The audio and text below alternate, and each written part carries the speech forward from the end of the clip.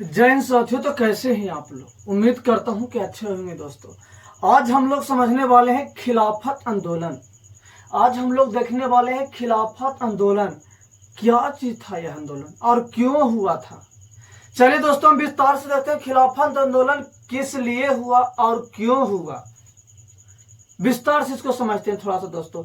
Video में आए हैं तो शुरू से लेकर लास्ट तक बना रहिए दोस्तों। इस्लाम धर्म के प्रवर्तक पैगंबर हजरत मोहम्मद साहेब के उत्तराधिकारी को खलीफा कहा गया। इस्लाम धर्म के प्रवर्तक पैगंबर हजरत मोहम्मद साहेब के उत्तराधिकारी जो हुए उसी को क्या कहा जाता था? खलीफा। खलीफा कहा गया। ये इस्लाम धर्म के लेकर यानी इस्लाम लोगों को लेकर के विश्व के जगत गुरु का माना जाता था।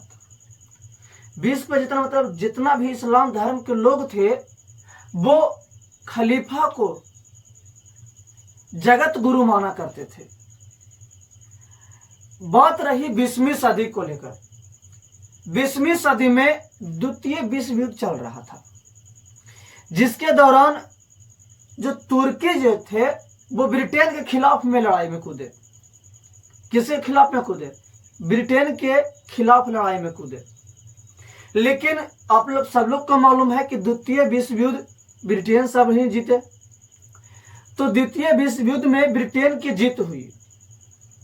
और जब जीत हुआ तो क्या जिसके खिलाफ में आप लड़ रहे हैं वो आपको छोड़ देंगे?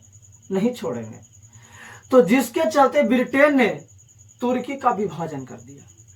तुर्की के विभाजन कर दिए और वहां के जो खलीफा के जो पद थे यानी खलीफा को अपमानित किए। अब जो सोचिए, जिसको पूरा विश्व के लोग जगत गुरु मान रहे हैं और उनके जगत गुरु को आप अपमानित कीजिएगा तो क्या वो चुप बैठने वाले में से हैं? वो चुप नहीं बैठेंगे।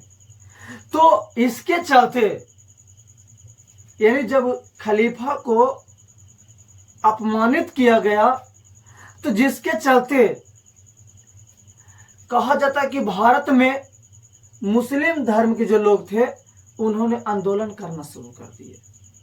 उन्होंने एक पर एक आंदोलन शुरू करना चालू कर दिए, जिसी को खिलाफत आंदोलन कहा गया। और यह जो आंदोलन था वर्ष 1919 से लेकर के वर्ष 1924 तक चला। और ये जो आंदोलन था इसका कोई परिणाम नहीं निकला। जैसे देखिए, हम किसी भी काम करते हैं तो उसका कुछ ना कुछ परिणाम निकलता है। अगर जो किसी के पास हम मेहनत जाकर कर रहे हैं तो उसका परिणाम में कुछ धन मिलता है यानी रुपया पैसा मिलता है। लेकिन खिलाफत आंदोलन एक ऐसा आंदोलन हुआ जो बिना परिणाम के ही यह समाप्त हो गई। इसका कोई परिणाम नहीं निकला और ये आंदोलन धीरे धीरे क्या हो गया? समाप्त हो गई। यह जो आंदोलन था जो चलाया गया था मोहम्मद अली और शौकत अली के नेतृत्व में चलाया गया था। कौन आंदोलन? खिलाफत आंदोलन जो चलाया गया था वो मोहम्मद अली और शौकत अली के नेतृत्व में चलाया गया था। कहा जाता है कि इस आंदोलन का समर्थन कांग्रेस के साथ साथ महात्मा गांधी ने भी किए। खिलाफत आंदोलन की जो समर्थन की हम बात करें तो कांग्रेस तो करवे किए, लेकिन कांग्रेस के साथ साथ महात्मा गांधी ने भी इसके सपोर्ट किए और उतरे। लेकिन इस बात को ध्यान रहे कि मदन मोहन मालवीय ने इस आंदोलन का समर्थन नहीं किए थे।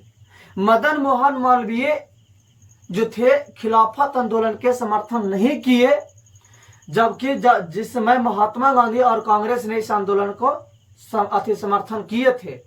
इसी को लेकर के मोहम्मद अली जिन्ना जो थे उन्होंने बोल रहे थे कि ये धार्मिक कट्टरता का विषय बन गया है। ये मतलब ये अपने राजनीतिक में धर्म को बढ़ावा दे रहे हैं।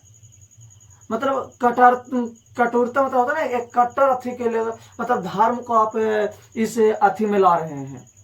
जब महात्मा गांधी खिलाफत आंदोलन के समर्थन किए थे, तब मोहम्मद अली जिन्ना का कहा ये कथन था कि ये अपने धर्म को कट्टरता बना रहे हैं, यानी धर्म को इस लड़ाई में एक अहम भूमिका नहीं होता है कि मेन मतलब मुखड़ा एक बना रहे हैं। ये मोहम्मद अली जिन्ना का कहना था। लेकिन यहीं पर खत्म नहीं होता है। इस मतलब जो खिलाफत आंदोलन था, इसके कुछ तत्वावधानों को लेकर के 13 अक्टूबर 1919 ईस्वी को महात्मा जी एक अध्यक्षता किए थे। लेकिन यहाँ पर अध्यक्षता किए थे, यहाँ पर यह बात नहीं रहा। इससे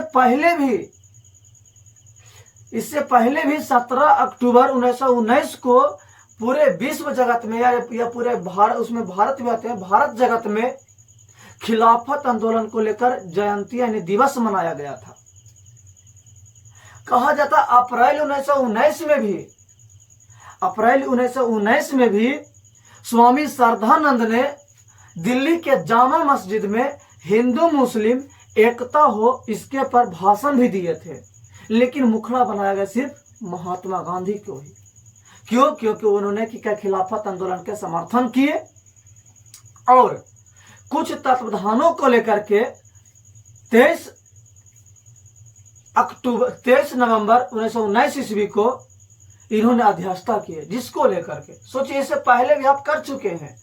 17 अक्टूबर 1919 को पूरा खिलाफत दिवस के रूप में मनाया भारतवर्ष में। कहा जाता अप्रैल 1919 में स्वामी श्रद्धानंद ने दिल्ली के जामा मस्जिद में इसके ऊपर हिंदू मुस्लिम एकता हो इस पर भाषण दिए। लेकिन उनके ऊपर कुछ कोई बोलने वाले नहीं है। क्यों? क्योंकि उनको नहीं पकड़ना, सिर्फ पकड़ना है महात्मा गांधी को। कटास किसको करना? महात्मा गांधी को करना है। लेकिन कहा जाता है कि यह आंदोलन चलता ही रहा और 1924 आते आते यह आंदोलन समाप्त हो गया। इसका कोई परिणाम नहीं निकला, क्योंकि तुर्की में दोस्तों मुस्तफा कमाल पाशा ने खलीफा के पद को ही समाप्त कर दिया। मुस्तफा कमाल पाशा ने ही तुर्की में खलीफा के पद के समाप्त कर दिया। और ये कहा जाता है कि खिलाफत आंदोलन एक ऐसा आंदोलन हुए जो बगैर किसी परिणाम के या बिना किसी परिणाम के ये आंदोलन बंद हो गया। दोस्तों यही था खिलाफत आंदोलन पर एक मेरा छोटा सा प्रयास। फिर मिलते हैं अगले वीडियो में। जय हिंद साथियों।